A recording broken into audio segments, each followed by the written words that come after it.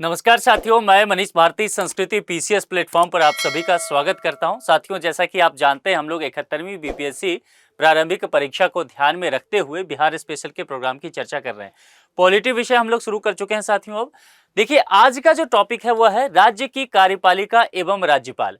अब एक बात यहाँ पर ध्यान रखिए कि यदि आप पीवाईक्यू देखेंगे तो आप पाएंगे क्या कि पॉलिटी में इस विषय के अंतर्गत जो सबसे अधिक प्रश्न पूछे गए हैं वह इसी टॉपिक से रहा है।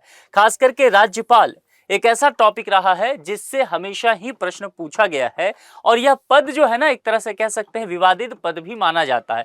हालांकि अगर देखेंगे पिछले कुछ वर्षों में तो ये ज्यादा विवाद में रहा है, इस पद को लेकर के भी प्रश्न उठाया जाता है। और कार्यपालिका यानी कि राज्यपाल भी कार्यपालिका के ही एक हिस्सा है, ये अपने आप में एक बड़ा सेट है। अब चलिए इस पर विस्तार से समझने की कोशिश करते हैं। जब यहाँ पर कहा जाता है कि राज्य कार्यपालिका, यानी कि यहाँ पर ऐसे समझिए कि राज्य का शासन चलना है, शासन का संचालन किया जाना है, तो उसके लिए कुछ इकाइयां तो होगी।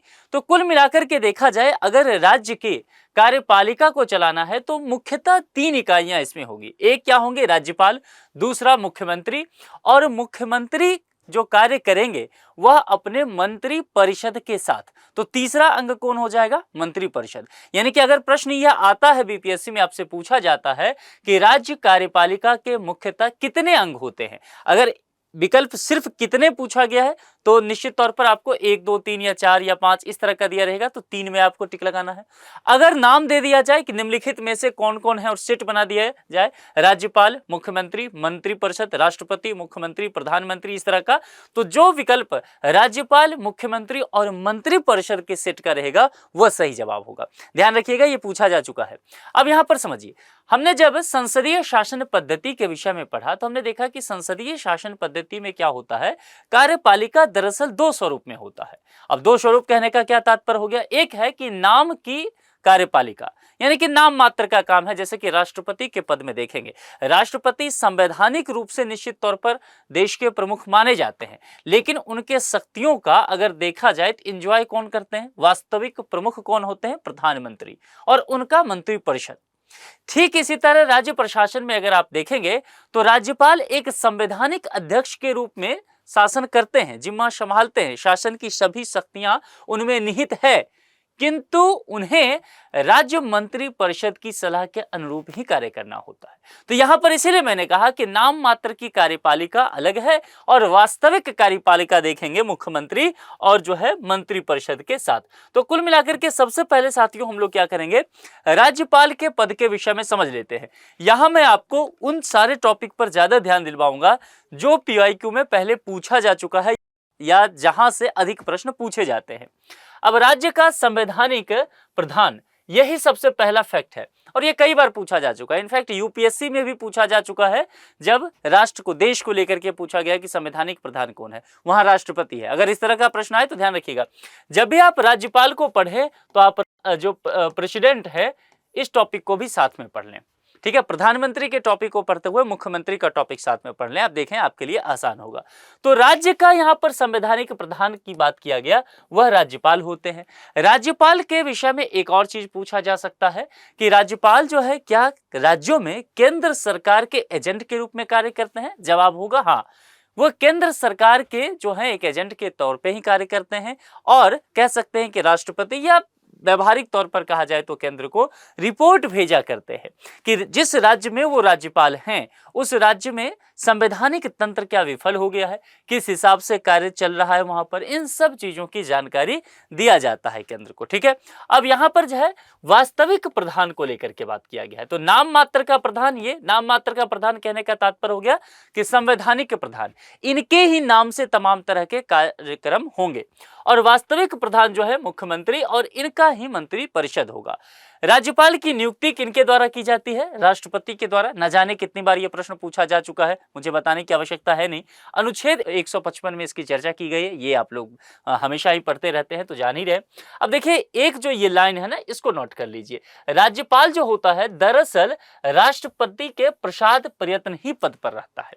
अब ये शब्द अपने आप में पॉलिटी में बेहद महत्वपूर्ण हो जाता है। प्रसाद प्रयत्न क्या होता है?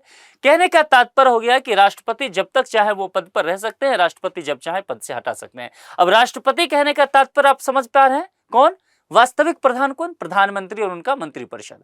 तो देखते हैं, इसलिए वास्तविक तौर पर किसी भी राज्य में किसी व्यक्ति को राज्यपाल बनाया जाता है तो क्या मीडिया में क्या चलता है कि राष्ट्रपति ने उनको बनाया, या कहां से बातें की जाती है, केंद्र में सरकार किसकी है, उस पार्टी के विचारधारा के लोग हैं कि नहीं, उनसे कैसा उनका जो है बनाव रहता है, ये तमाम चीजें देखी जाती है। तो पॉलिटी और पॉलिटिकल साइंस में यही फर्क है। पॉलिटिकल साइंस की जब बात करेंगे ना तो यही सारी बातें चलेगा आपको, और जब पॉलिटी की बात करेंगे तो वो धरातल की बात हो जाता है, वास्तविकता कुछ और है, ठीक है, किताबों में कुछ और है। तो आपको दोनों ही चीज समझना है, क्योंकि फैक्ट जब पूछे जाते हैं एग्जाम में तो आप जो संवैधानिक चीजें हैं वही करेंगे, ठीक है। और कई बार व्यवहारिक प्रश्न आपसे पूछ लिया जाता है तो उसमें भी गलत करके नहीं आना है। तो यहां पर समझ सकते हैं प्रसाद प्रयत्न कहने का मतलब कि राष्ट्रपति के मर्जी पर राष्ट्रपति उनके कार्यकाल को तय करते हैं। राष्ट्रपति चाहेंगे कल उनका कार्यकाल समाप्त किया जा सकता है, या कार्यकाल के पहले जो 5 साल का है उससे पूर्व हटाया जा सकता है, तो ऐसा हो सकता है। और इस बात की चर्चा संविधान में ही किया गया है, संविधान के अनुच्छेद 156 में ये बताया गया है। तो कुल मिलाकर के ये डिबेट यहां पर समझ गए राज्यपाल को लेकर के। आगे बढ़ा जाए, राज्यपाल को लेकर के कुछ बात और देखेंगे। राज्यपाल के पद पर नियुक्त किए जाने वाले व्यक्ति में कुछ योग्यताएं होनी चाहिए, और वो योग्यताएं क्या क्या होनी चाहिए उसको लेकर के संविधान में स्पष्ट रूप से वर्णन है, और अनुच्छेद 157 है। ये सारे अनुच्छेद आप लोगों ने पढ़ा होगा, मैं मान के चल रहा हूं, मैं बस आपको हिंट कर दे रहा हूं कि पता होना चाहिए। हाँ, यहां से प्रश्न हो सकता है कि राज्यपाल में क्या क्या जो है वह योग्यताएं होनी चाहिए। सबसे पहली बात क्या है, अब देखिए, याद नहीं करना है, सोचना है कि अगर किसी भी राज्य के राज्यपाल बनते हैं, संवैधानिक प्रमुख उस राज्य के होते हैं, तो जाहिर सी बात है आपको भारत का नागरिक तो होना ही चाहिए। तो पहली चीज क्या है, वो भारत के नागरिक होंगे। और उम्र को लेकर के बात किया जाएगा तो वह 35 वर्ष की उम्र पूरी कर चुके हैं। आप देखिए, अभी आप में से अधिकांशतः लोग 35 वर्ष का उम्र नहीं पूरा किए होंगे, है ना। तो जाहिर सी बात है अभी इस पद के लिए आप एलिजिबल ही नहीं है। कई बार आप लोग निराश हो जाते हैं कि सर एग्जाम क्वालिफाई नहीं हो रहा है, अब क्या करें। अब देखिए, 35 वर्ष पूरा नहीं हुआ, अभी तो अपॉर्चुनिटी आपको ओपन भी नहीं हुआ है आपके लिए, फॉर्म यहाँ फिल भी नहीं कर सकते हैं, है ना। तो 35 वर्ष एक बार पूरा कर लेंगे, भारत के नागरिक हैं, देखिए आप राज्यपाल बनने के लिए जो है एलिजिबल हो जाएंगे, ठीक है। तो उम्मीद बहुत है, ध्यान रखना इन चीजों का, बाकी तैयारी तो करते रहिए अच्छे से। किसी प्रकार के लाभ के पद पर वो ना बने रहे। लाभ के पद का एक पूरा लिस्ट है, क्या क्या होना चाहिए वो सारी चीजें। वह राज्य विधानसभा का सदस्य चुने जाने योग्य हो, यानी कि राज्य विधानसभा के सदस्य चुने जाने योग्य कहने का तात्पर्य हो गया कि कोई व्यक्ति राज्य विधानसभा का सदस्य जो चुना जाएगा, यानी कि विधायक जो चुना जाता है, उसकी फिर क्या क्या योग्यताएं हैं, उन तमाम योग्यताओं को भी वह पूरी करते हो तभी होगा। राज्यपाल उच्च न्यायालय के मुख्य न्यायाधीश अथवा वरिष्ठतम न्यायाधीश के सम्मुख अपने पद व गोपनीयता की शपथ ग्रहण करता है। अब एक बात ध्यान रखिएगा, जैसा कि मैंने कहा कि नियुक्ति किसके द्वारा किया जाता है, नियुक्ति कौन करता है, राष्ट्रपति। हमने कहां देखा था, संविधान के अनुच्छेद 155 में। देखिए, राष्ट्रपति नियुक्ति कर रहे हैं, अनुच्छेद 155। लेकिन यहीं पर गलती कराया जा सकता है आपसे, राष्ट्रपति सिर्फ नियुक्ति करते हैं, लेकिन ये शपथ राष्ट्रपति के सम्मुख नहीं ले रहे हैं।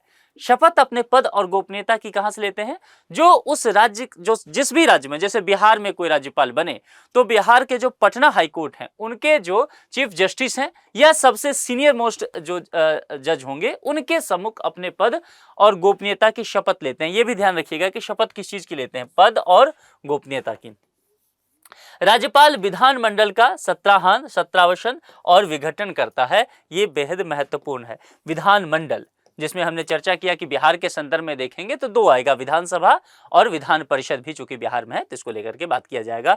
सत्र का आह्वान करना है, सत्रावसान करना है, जैसे अभी देखिए मानसून सत्र चल रहा है तो सत्रावसान भी किया जाएगा। विघटन करना है, तब भी राज्यपाल की भूमिका ही महत्वपूर्ण रहता है।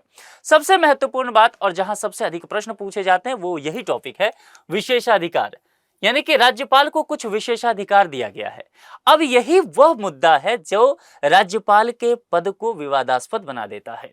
क्योंकि जब विशेषाधिकार किसी भी पद को मिलता है तो निश्चित तौर पर इस बात की पूरी संभावना हो जाती है कि शक्तियों का दुरुपयोग संभव हो सकता है। यह चर्चा कहां पर है, संविधान के अनुच्छेद 361 में, तैयार रख लीजिएगा, ठीक है। राज्यपाल अपने कर्तव्य पालन के संबंध में किसी भी न्यायालय में उत्तरदायी नहीं होगा। अब जब न्यायालय में उत्तरदायी नहीं हो सकते हैं तो कई बार इस तरह के फैसले लेना पड़ जाता है राज्यपाल को, जो संविधान सम्मत बहुत नहीं लगता है। इसीलिए कई बार मुद्दा कहां पहुंच जाता है? सुप्रीम कोर्ट में। मामला समझ में आ रहा है? यानी कि राज्यपाल किसके एजेंट के तौर पे? केंद्र के एजेंट पे काम कर रहे हैं, और जिस राज्य में है उस राज्य में किसी और दल की सरकार है। व्यवहारिक समझिए, पॉलिटिकल साइंस और पॉलिटी में डिफरेंसेस समझ लीजिए, थ्योरी और प्रैक्टिकल में।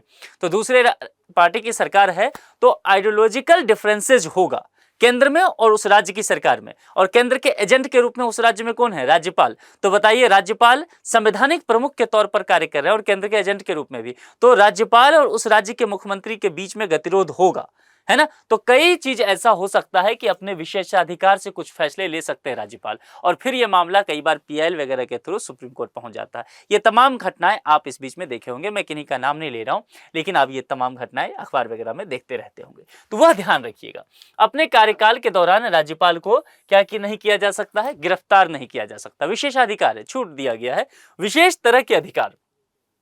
कार्यकाल के दौरान राज्यपाल के विरुद्ध फौजदारी मुकदमा नहीं शुरू किया जा सकता है। राज्यपाल के खिलाफ उनके कार्यकाल के दौरान किसी भी व्यक्तिगत कृत्य के लिए लिखित सूचना देने के 2 महीने बाद तक कोई सिविल मुकदमा भी दायर नहीं किया जा सकता है। तो एक तरह से मुकदमेबाजी से भी देखेंगे तो यहाँ पर इनको छूट दिया गया है। अब देखिए, आम आदमी को ये अधिकार तो नहीं है, तो इसीलिए यहाँ पर विशेषाधिकार कहा गया है। अब राज्यपाल की जो शक्तियां हैं और कार्य हैं, यदि आपने राष्ट्रपति की शक्तियां और कार्य पढ़ा है, जो कि आपने पढ़ा ही होगा, तो जाहिर सी बात है आप इस बात को समझ जाएंगे कि बहुत कुछ इसमें करना नहीं है। राज्यपाल जो है राज्य की कार्यपालिका का क्या होगा? प्रधान होगा, ये हम सब जानते हैं। हमने पहले कहा कि संवैधानिक प्रमुख हैं। संविधान के अनुसार राज्य की समस्त कार्यपालिका की जो शक्तियां होगी वह किसमें निहित होगी? राज्यपाल में। अनुच्छेद 154 इस बात की व्याख्या करता है, और राज्यपाल की शक्तियां तथा कार्यों को मुख्य रूप से निम्न वर्गों में बांटा गया है। क्या क्या हो सकता है? जैसे कि पहली चीज हमने कहा कि वह कार्यपालिका को लेकर के किया जाएगा। दूसरा, यानी कि कार्यपालिका कहने का तात्पर्य हो गया कि एग्जीक्यूशन का कार्य कैसे होता है, विधायक की कार्य, फिर वित्तीय कार्य भी इनका होता है, न्याय संबंधी हो सकता है, स्वविवेकी ध्यान रखिएगा, यह अपने आप में भी विवादास्पद होता है, और कुछ आपातकालीन शक्तियां होती है जहां से प्रश्न ज्यादा पूछे जाते हैं, ये ध्यान रखना है। राज्यपाल की कार्यपालिका संबंधी शक्तियां क्या क्या है? मुख्यमंत्री की नियुक्ति, क्योंकि राज्यपाल ही शपथ दिलवाएंगे, अनुच्छेद 164(1) में है। अन्य मंत्रियों की नियुक्ति, अब मुख्यमंत्री अपनी सत्ता को चलाने के लिए राज्यपाल से कहेंगे कि सर मैं अकेले नहीं चला सकता इतने बड़े राज्य को, है ना, तो मुझे कुछ अपने यार दोस्त चाहिए जिसको मैं मंत्री बनाना चाहता हूं, फिर मिलकर के हम लोग राज्य का क्या करेंगे? जनता की सेवा करेंगे। तो राज्यपाल कहेंगे कि आप हमें नाम बताइए, तो मुख्यमंत्री लिस्ट देंगे, आप देखते होंगे ये शपथ ग्रहण समारोह, और फिर उसके आधार पर क्या किया जाता है कि राज्यपाल अनुच्छेद 164 में जो शक्ति उनको दिया गया है उसका प्रयोग करते हैं, और उस शक्ति का प्रयोग करते हुए अन्य मंत्रियों की भी नियुक्ति करते हैं। मामला समझ में आ गया? अच्छा, महाधिवक्ता की जब बात की जाएगी तो राज्यपाल महाधिवक्ता की भी नियुक्ति करेंगे, और वह अनुच्छेद 165 में, यानी कि कार्यपालिका की शक्तियां जो है उसके तहत बात करेंगे। राज्यपाल राज्य के विश्वविद्यालयों का क्या होता है? कुलाधिपति होता है, चांसलर होता है। जितने भी विश्वविद्यालय होंगे, राज्य के विश्वविद्यालय, ध्यान रखिए, ना सेंट्रल यूनिवर्सिटी की बात नहीं कर रहा हूं, जो स्टेट यूनिवर्सिटी होंगे उन सब के कुलाधिपति होंगे, और वाइस चांसलर जो वीसी कहे जाते हैं, वीसी, तो वाइस चांसलर की नियुक्ति किनके द्वारा किया जाता है? वह राज्यपाल के द्वारा किया जाता है। अब इस बात को लेकर के कई जगह विवाद भी रहता है कि राज्यपाल वाइस चांसलर की नियुक्ति क्यों करते हैं, यह अधिकार मुख्यमंत्री को ही दिया जाए, तो यह अलग डिबेट है, लेकिन यही चीजें फिलहाल होता रहा है। दूसरी बात, राज्य लोक सेवा आयोग, जैसे कि देखिए राज्य लोक सेवा आयोग की बात करेंगे तो अभी आप लोग बीपीएससी की तैयारी कर रहे हैं, तो बीपीएससी क्या है? राज्य लोक सेवा आयोग है। उसके अध्यक्ष और अन्य सदस्यों की नियुक्ति भी किनके द्वारा किया जाएगा? राज्यपाल के द्वारा ही। और मुख्यमंत्री से सूचना प्राप्त करने का इनको पूरा अधिकार है, मुख्यमंत्री से जानकारी ये मांग सकते हैं। क्यों? क्योंकि रिपोर्ट केंद्र को देना होता है। राज्य के उच्च न्यायालय में न्यायाधीशों की नियुक्ति के संबंध में राष्ट्रपति को ये परामर्श भी देते हैं, यानी कि जो हाई कोर्ट्स हैं, अगर मान लीजिए पटना हाईकोर्ट के में करना है किसी जज की नियुक्ति वगैरह, तो राष्ट्रपति इनसे परामर्श मांग सकते हैं, ये राष्ट्रपति को परामर्श भी देने का कार्य करते हैं। अब ये जो है राज्यपाल की कार्यपालिका संबंधी शक्तियां हैं, यहां से बहुत प्रश्न आते हैं, ध्यान रखिएगा। एक प्रश्न यहां से आता है और वह है विधायिकी शक्तियों को लेकर के, है ना। अब देखिए क्या है, राज्यपाल जो है विधानमंडल का अभिन्न अंग होता है, अनुच्छेद 164 में यह बताया गया। जैसे कि हमने आपसे पहले भी कहा था कि पार्लियामेंट की जब चर्चा की जाती है तो केवल लोकसभा और राज्यसभा नहीं है, हम लोग कई बार मान लेते हैं कि लोकसभा है, राज्यसभा है, मामला निकल गया और फिर आपका विकल्प जो प्रश्न आप सॉल्व करके आते हैं गलत हो जाता है। देखिए, लोकसभा जो निम्न सदन है, राज्यसभा जो वरिष्ठों का सदन है, उच्च सदन जिसको कहते हैं, इसके अलावा तीसरे नंबर पर जो है वह प्रेसिडेंट होंगे ही होंगे। पार्लियामेंट का मतलब ही है संसद के 3 अंग होते हैं। ठीक इसी तरह अगर देखेंगे विधानमंडल की बात की जाएगी तो विधानसभा है, जहां विधान परिषद है तो विधान परिषद भी उसका अंग होगा, क्योंकि बिहार और बिहार सहित देश के 6 ऐसे राज्य हैं जहां पर विधान परिषद है, तो विधान परिषद भी बिहार में आएगा और राज्यपाल भी उसके अंग होंगे। तो यहां पर इसलिए अलग से बता दिया गया है कि ये एक अभिन्न अंग होंगे और यह अनुच्छेद 164 इस बात की व्याख्या करता है। राज्यपाल विधानमंडल का सत्राहन करता है, उसका सत्रावसान करता है और विघटन भी करता है, जिस बात की चर्चा हमने पहले ही कर लिया। उदाहरण के लिए मैंने आपको बताया था कि अभी देख सकते हैं मानसून सेशन चल रहा है। राज्यपाल विधानसभा के अधिवेशन अथवा दोनों सदनों के संयुक्त अधिवेशन को क्या कर सकते हैं, संबोधित भी करते हैं। और राज्य विधानसभा के किसी सदस्य पर अयोग्यता का यदि प्रश्न उत्पन्न होता है तो अयोग्यता संबंधी विवाद का निर्धारण राज्यपाल चुनाव आयोग से परामर्श करके ये करने का कार्य करेंगे। राज्य विधानमंडल द्वारा पारित विधेयक राज्यपाल के हस्ताक्षर के बाद ही अधिनियमित पाया जाता है। मतलब समझ गए, यानी कि जो भी विधानमंडल द्वारा पास किया जाएगा, जैसे प्रेसिडेंट देश के स्तर पर साइन करेंगे तभी वो कानून बनेगा। ठीक ऐसा ही समझ लीजिए, राज्यपाल जब तक हस्ताक्षर नहीं करेंगे तब तक वह कानून की शक्ल नहीं लेगा, तब तक होम मिनिस्ट्री जो है गैजेट में उस कानून को अधिसूचित नहीं कर सकती है। अभी मामला सुप्रीम कोर्ट का आपने देखा है ना, सुप्रीम कोर्ट ने एक टाइम फ्रेम बताया है कि आपको सीमित समय में ही यह देना पड़ेगा कि वह उस बिल पर आप साइन कर रहे हैं या नहीं कर रहे हैं। अनिश्चितकालीन समय तक के लिए अपने पास उसे आप सुरक्षित नहीं रख सकते हैं। तो अभी ये विवाद हो गया है कि क्या राज्यपाल का यहां पर जो संवैधानिक रूप से अधिकार दिया गया है, क्या सुप्रीम कोर्ट उस अधिकार को छीनने का कोशिश कर रही है। अभी विवाद चल ही रहा है, आप विभिन्न न्यूज़पेपर में आर्टिकल पढ़ रहे होंगे। ठीक है, अध्यादेश जारी करना सबसे महत्वपूर्ण यही है, अनुच्छेद 213, ध्यान रखिएगा। अध्यादेश जारी करना और आर्टिकल 213 ये सबसे अधिक पूछा गया है। साथियों, एक बार चर्चा कर लेते हैं चूंकि महत्वपूर्ण है, अध्यादेश क्या होता है। आप जानते हैं अध्यादेश के विषय में बात करते हुए हम सब ये पढ़ते हैं कि जब, अब चूंकि राज्य की बात है तो संसद की बात नहीं करेंगे, विधानमंडल का सत्र ना चल रहा हो, मान लीजिए अभी मानसून सत्र चल रहा है तो कानून बनाना है तो आप बिल को कहां पर, मानसून सत्र में ले आइए, वो उस पर चर्चा होगा, फिर बिल पास होगा। लेकिन मान लीजिए कोई सत्र ना चल रहा हो और किसी जरूरी विषय पर तत्काल कानून बनाने की आवश्यकता हो जाए, वो इंतजार नहीं कर सकते हैं कि फिर अगले सत्र में किया जाए, तो फिर क्या होगा। उस स्थिति में एक तरह का क्या होता है कि राज्यपाल के पास विधायिक शक्तियां होती है और वह अनुच्छेद 213 में उनको दिया गया है।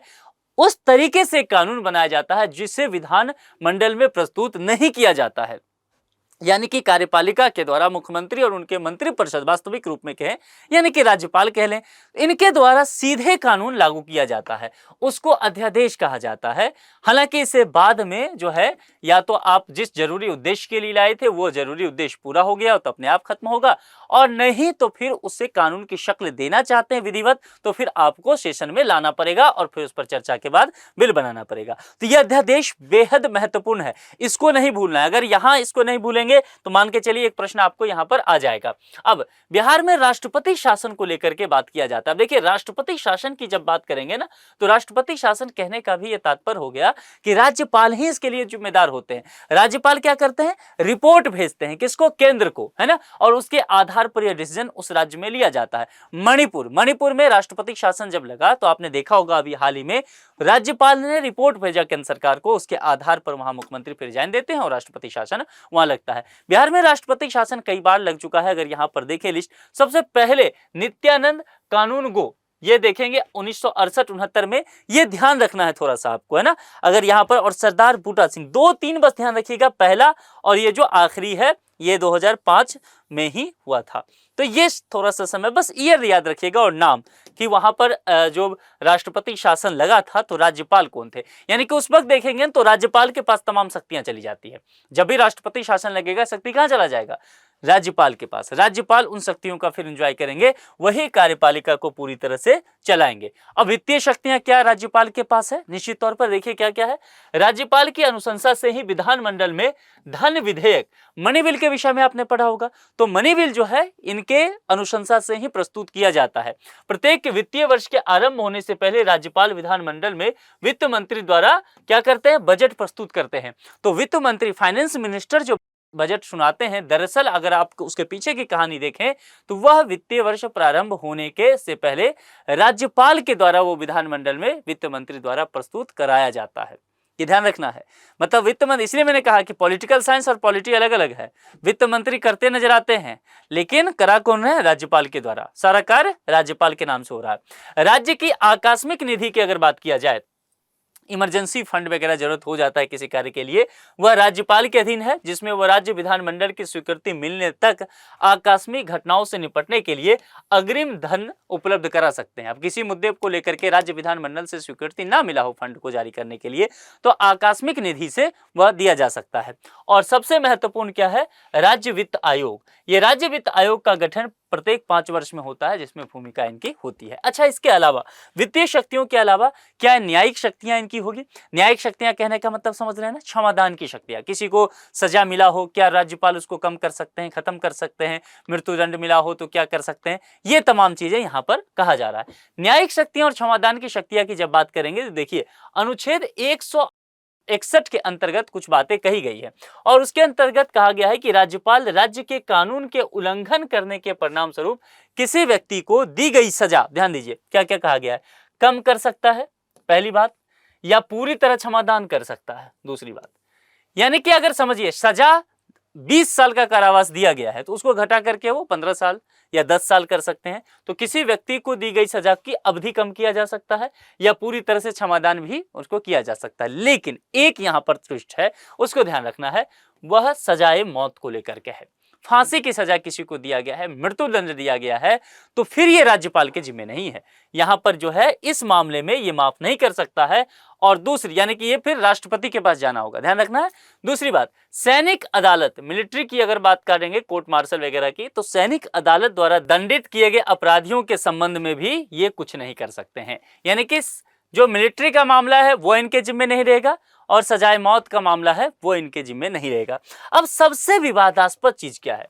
विवेकाधिकार और स्वविवेक की शक्तियां। ये राज्यपाल के पास कुछ ऐसे पावर दिए गए हैं संविधान के द्वारा, जिसको लेकर के ये पद हमेशा विवाद में रहता है। अब वो क्या चीज है? राज्य के संवैधानिक तंत्र की विफलता की स्थिति में राज्यपाल अपने विवेकाधिकार का प्रयोग करते हुए अपना प्रतिवेदन राष्ट्रपति को भेज सकते हैं।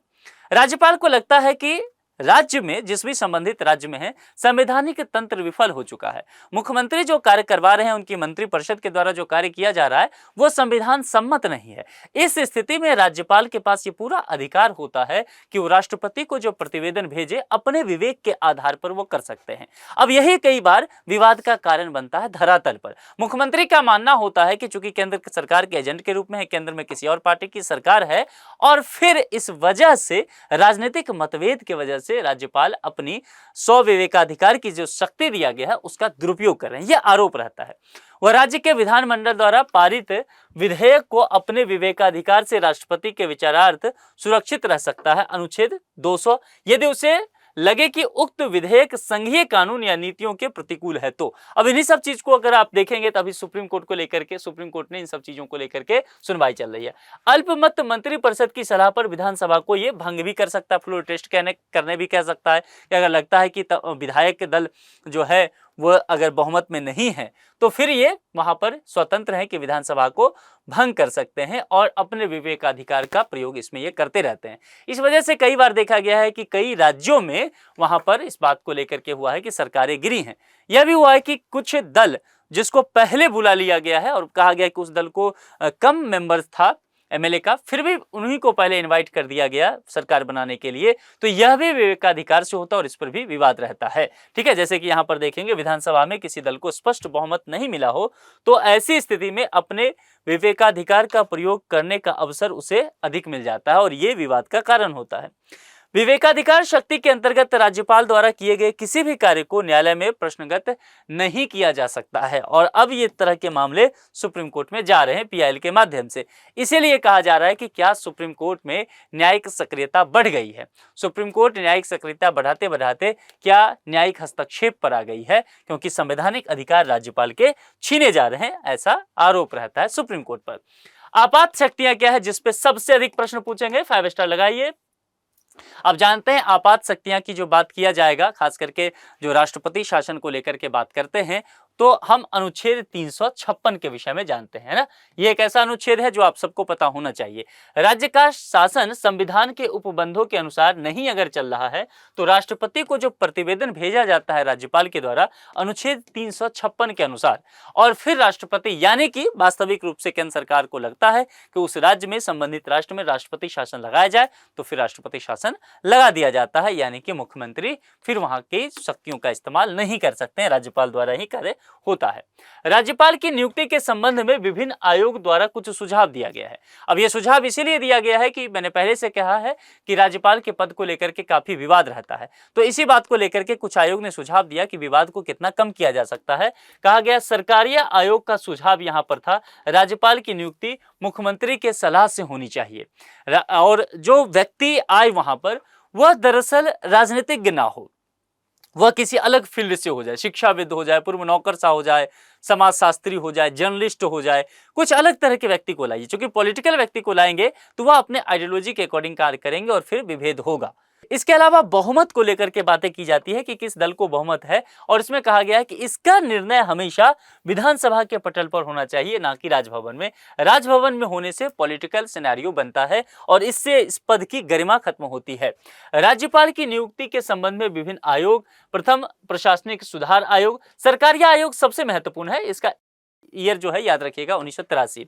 वेंकट चलैया आयोग भी पूछा जाता है, पुंछी भी पूछा जा चुका है, ये तीनों है ना। हालांकि यह प्रथम प्रशासनिक सुधार आयोग है, सेकंड भी है ये, है ना, तो वह भी सेकंड एआरसी भी आपको ध्यान रखना है। बस फर्स्ट एआरसी, सेकंड एआरसी ध्यान रखना, और तीनों आप आयोग का नाम बस ध्यान रखना ईयर के साथ, बस ईयर के साथ कर लोगे, कुछ आपको नहीं करना है। यूपीएससी के लिए मैं पढ़ाता तो इसी बात को ज्यादा एक्सप्लेन किया जाता, आपको उसकी आवश्यकता फिलहाल प्रीलिम्स के लिए नहीं है, ठीक है। मेंस में अगर देखा जाएगा वो तब होगा।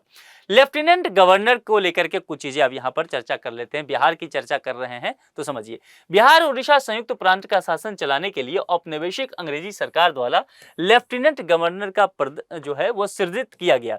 अब ये क्यों मैं यहाँ पर ये अलग से पढ़ा दे रहा हूँ, क्योंकि बिहार में ये प्रश्न पूछे गए हैं पहले भी, ठीक है। अब देखिएगा लेफ्टिनेंट गवर्नर 1912 से 20 तक में कौन कौन रहे, बस आपको नाम यहाँ पर ध्यान रखना है ताकि यहाँ से अगर प्रश्न आए तो आपका काम चल जाए। इसके अलावा गवर्नर राज्यपाल की चर्चा किया जाए तो भारत शासन अधिनियम जब आया 1919 में, उसके तहत कुछ बातें की गई और वहां पर बिहार उड़ीसा संयुक्त प्रांत में लेफ्टिनेंट गवर्नर का पद जो है समाप्त करके 1920 में गवर्नर का पद बना दिया गया। आप जानते हैं कि 1936 में उड़ीसा अलग होता है बिहार से, उससे पहले जो है वह संयुक्त प्रांत ही रहता है बिहार उड़ीसा, इसीलिए यहाँ पर हम चर्चा बिहार उड़ीसा संयुक्त प्रांत का कर रहे हैं। अब यहाँ पर जो है 1920 में लेफ्टिनेंट कर्नल का पद समाप्त होता है, गवर्नर का पद बनता है। तो आपसे यह प्रश्न पूछा जा सकता है कि बिहार उड़ीसा संयुक्त प्रांत के प्रथम राज्यपाल कौन होंगे। समझ में आया क्यों ये टॉपिक पढ़ा रहा हूं। प्रथम राज्यपाल लॉर्ड सत्येंद्र प्रसाद सिन्हा हुए थे, ठीक है, क्योंकि ये पद इस वक्त पर लेफ्टिनेंट गवर्नर का खत्म होके सत्येंद्र प्रसाद सिन्हा जो कि प्रथम राज्यपाल बनते हैं, ये पद बन गया था। आगे बढ़ते हैं।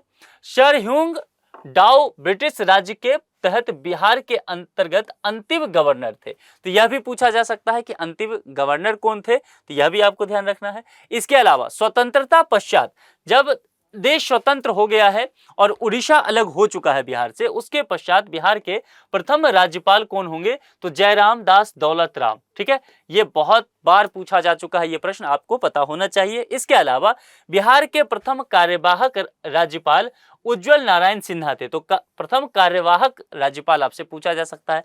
जाकिर हुसैन एवं रामनाथ कोविंद बिहार के ऐसे दो राज्यपाल रहे जो आगे चल करके भारत के राष्ट्रपति भी रहे, तो यह भी प्रश्न पूछा जा चुका है कि कौन कौन लोग राज्यपाल रहे हैं और आगे चल करके यहाँ से राष्ट्रपति बने हैं। और वर्तमान राज्यपाल के विषय में निश्चित तौर पर इनका नाम पूछा जा सकता है, आरिफ मोहम्मद खान। पहले ये कहाँ के राज्यपाल थे, केरल के, ये भी ध्यान रखिएगा, ये भी आपसे पूछा जा सकता है। तो कुल मिलाकर के मुख्य रूप से राज्यपाल के टॉपिक का जो स्टैटिक चीजें हैं वो पढ़ लीजिए और कुछ फैक्ट हैं वो पढ़ के जाइए। इतना के बाद आपको इससे अधिक प्रश्न नहीं देखने को मिलेगा। आप पीवाईक्यू देख लीजिए, है ना।